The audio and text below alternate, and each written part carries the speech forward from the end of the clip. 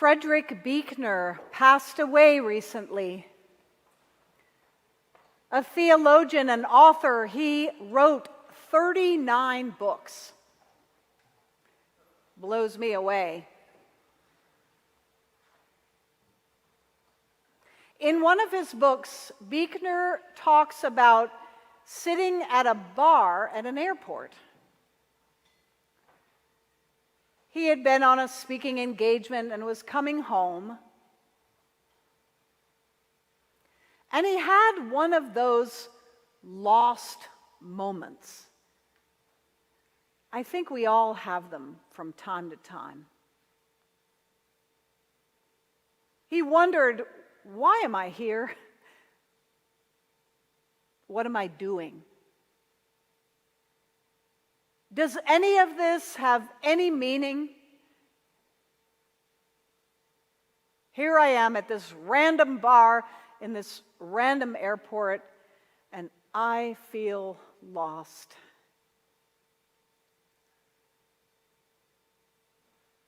He happened to glance next to him, and there was a little cardboard place setting.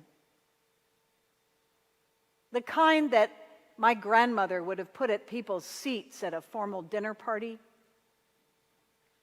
with their name on it nicely in calligraphy. On the little card were the initials C, F, B.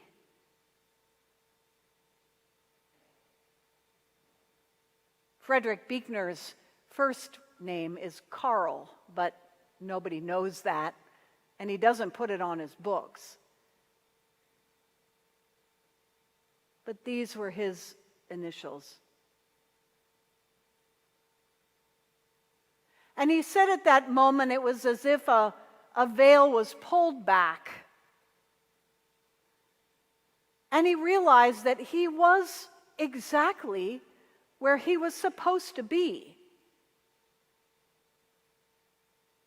That he may not understand any of it, or why, or how, but that God was telling him, I see you. I know you're there. And I'm here too.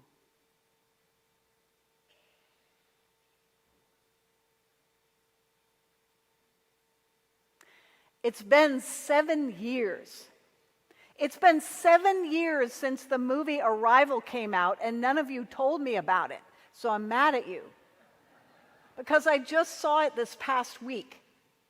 Have any of you seen this movie? Arrival, it's called. Yes, yay. It's amazing.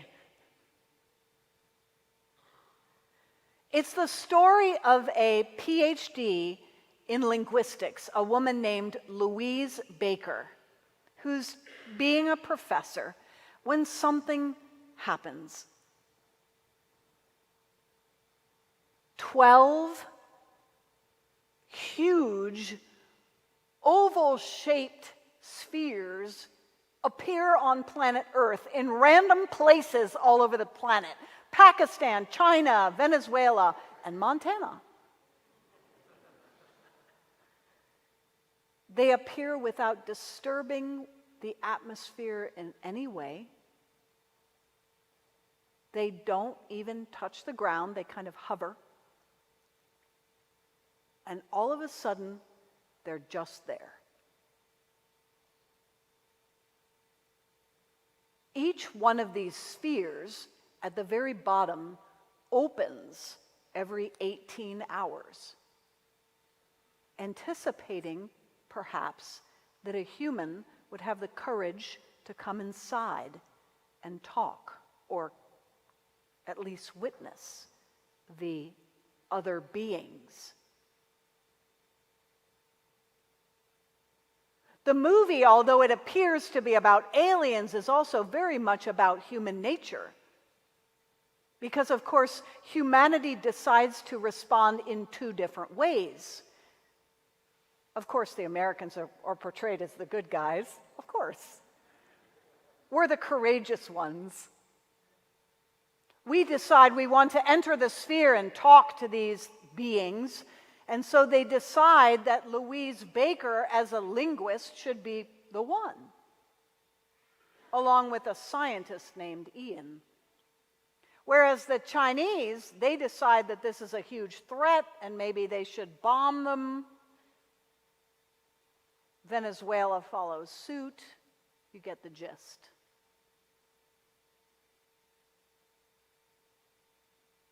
When Louise enters the sphere, she's trembling. She's so terrified. And that really is the question, isn't it? Are we going to enter into the encounter, or are we going to be afraid and fight or run? Well, she decides to enter in. And over the course of visits realizes that they do communicate, that she can communicate with them through some kind of bizarre writing. But what she realizes is that she understands so little, and they understand so much more. In fact, they can see beyond time.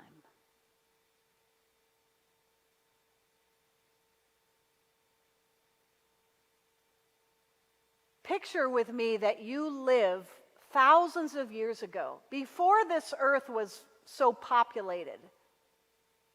I was at a graduation last weekend, and so many people, so many names, and then the airport, so many people all the time. We're surrounded by people these days. But imagine that you lived so long ago that you could walk for hundreds of miles without seeing another human soul. It was just you, your partner, and a few servants, and that was it. That was what it was like for Abraham in the book of Genesis that we heard today. Abraham and his wife Sarah leave Ur of the Chaldeans and they walk. Maybe they ride a donkey part of the time or a camel, but mostly they walk hundreds of miles into an unknown land. Dry, barren, so few trees that they name their trees. He is at the oaks of Mamre. So there's a couple oak trees, and they call them by that. Abraham is sitting under a tree in the heat of the day because it was so hot you don't move in the middle of the day. We're kind of familiar with that in Florida, especially at this time of year. So he's sitting there, and just like in the movie Arrival, all of a sudden, these three men just are there. They just show up. It's very specific in the book of Genesis. They just appear. And Abraham has that same choice, the choice about the encounter. What's he going to do? He hasn't seen another human soul in who knows how long. He could have run in the tent screaming. He could have gotten some kind of a stick off the tree and prepared for battle. But no. Abraham actually rushes towards these men and falls down on his face and worships them. Basically treats them as if they are from God. He doesn't know how, but he says, "Welcome, and please don't pass me by. I want to talk to you. I want to have an encounter. Come sit under the tree. Don't you want to wash your feet, or I'll get you something to drink. I'll get you something to eat." And then he goes. And my friends, there was no McDonald's. This is a barren land.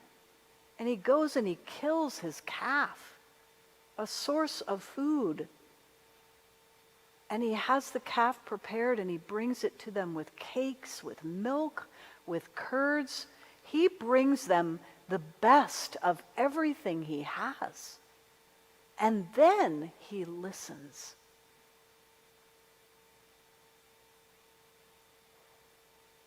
The three say, "Where's your wife?" "Oh, she's in the tent." They say, "I'm going to come back and she's going to have a child." That was the one thing that Abraham and Sarah wanted more than anything else in this world, and the one thing that they thought they could never have. They were old. She was postmenopausal, so when they said, she's going to have a child, Sarah, who's obviously eavesdropping, goes, ha ha ha ha. And the men say, you laughed, but it'll happen. And she says, I didn't laugh. And they say, yes, you did. And she does bear a son whose name is Isaac, which means laughter. From this encounter, all of us are here. Abraham and Sarah are the father and mother of the Judeo-Christian part of the human race. They are the beginning of all of our genome. If you're Christian, Jewish, or Muslim, you reach back to them somehow. All of us hinged on this encounter because Abraham didn't run away, he didn't fight, he went to the encounter and he listened and he gave.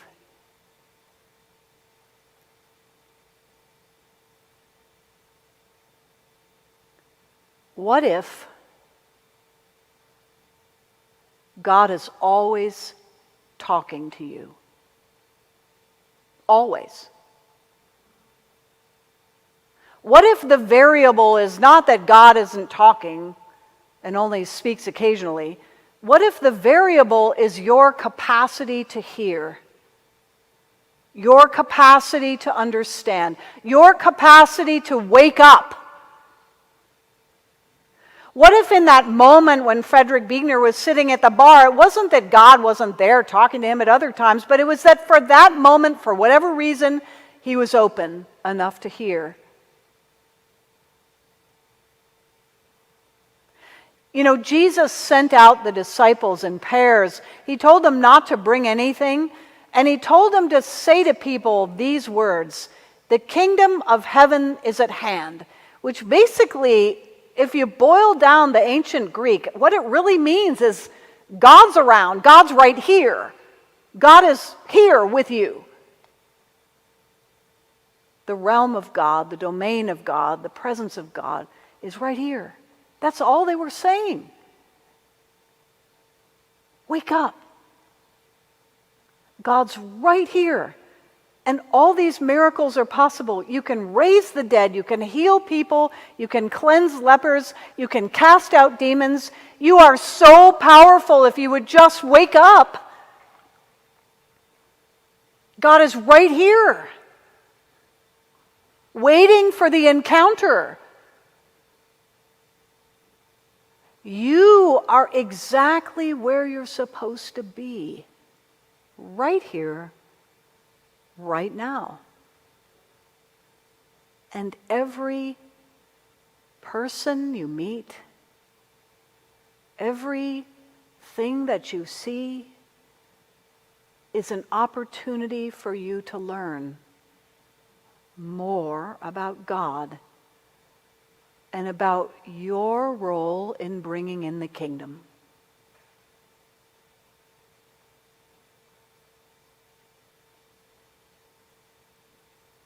Imagine who we could become if we were to awaken to that realization that God is always talking to us.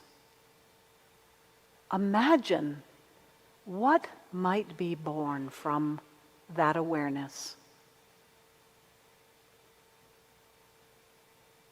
Amen.